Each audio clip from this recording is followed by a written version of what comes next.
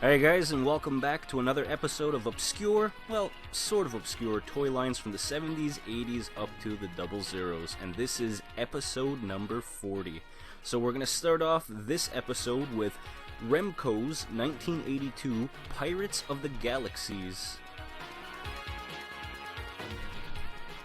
So Pirates of the Galaxseas was yet another one of REMCO's 5.5-inch figure line that were meant to play with the Lost World of Warlords, Warrior Beasts, Conan, Sarge Team, and the bad guys. There were only 6 figures produced in this line, and each were packaged with either gold or silver pirate treasure coins, which depended on the 6th figure you got and if they were a good guy or a bad guy. Now again, these were very similar build to the Masters of the Universe line, and that was kind of one of the selling points, and even when people find them today at yard sales and flea markets, they usually just call them the knockoff He-Man figures. Now that I know more about this REMCO line, even though they did have similar body types, I kind of feel bad that they get stuck with the moniker of the knockoff Masters of the Universe. They are actually very cool characters, and there were some differences, like the skeleton and the Cyclops. Next, from MARX, 1960, Frankenstein's Monster Robot. Definitely a grail toy for the older toy collectors. This was MARX 1960 Frankenstein battery remote tin toy Frankenstein. So it came with a battery remote and it had 4 remote functions. It could walk forward, bend forward, its arms could move inward and outward, and its arms could also move up and down. Definitely one of those earlier toys, but still in working condition. This thing looks great, and I think it belongs on any toy collector's shelf. I myself was introduced to these MARX toys all from the early to late 60s by watching the Travel Channel show Toy Hunters, and I've noticed a lot of cool remote tin toys all from MARX back in the day.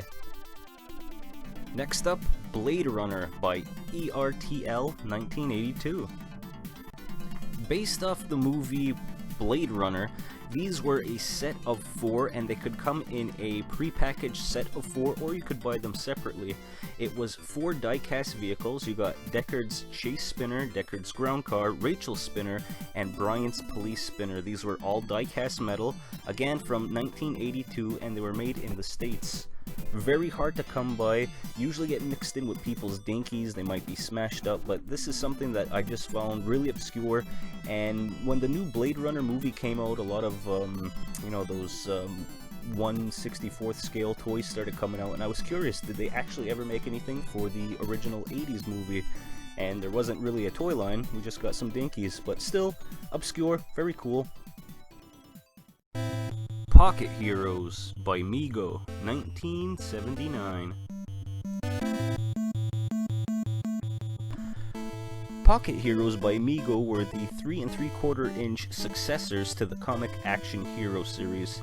The first 5 figures in the line are just retooled versions of the Comic Action counterparts, but now they featured straight legs.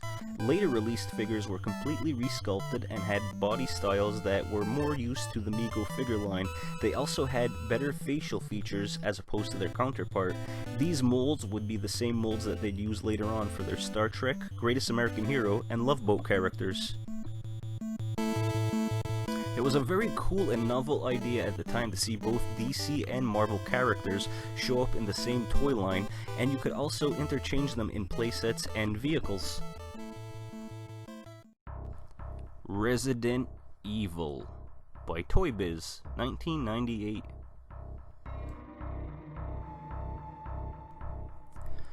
A bizarre incident that occurred at the research facility in the outskirts of Raccoon City was revealed to have been caused by the release of the T-virus, a mutagenetic toxin created by the international enterprise known as the Umbrella Corporation. 1998 saw the release of Resident Evil figures by TOYBIZ. They had the basic series, which featured Claire Redfield with a zombie cop, Leon Kennedy with a liquor, and William G3 with parts to change him into G4.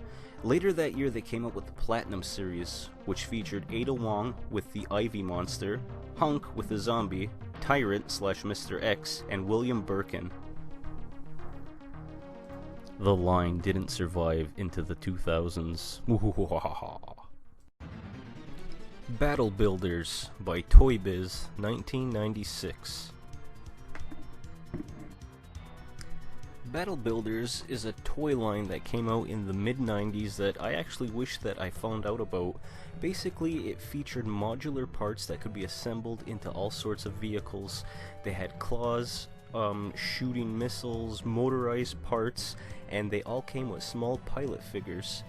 Now, they were sold outside of the US as well, that's why Bandai was added to it. Now, this was something that I really wanted to find more about because I saw them at a toy show about 1.5 years ago before all the COVID stuff started. I can't find a lot of information on it, so if there's anything you know, please let me know down in the comments. I couldn't even find a toy commercial, but this is definitely something that would have been really cool. And they came out with a handful of sets where you would create your own Battle Builders vehicle, and then you'd have them fight against your friend, or if you bought more than one. Very cool toy, very obscure.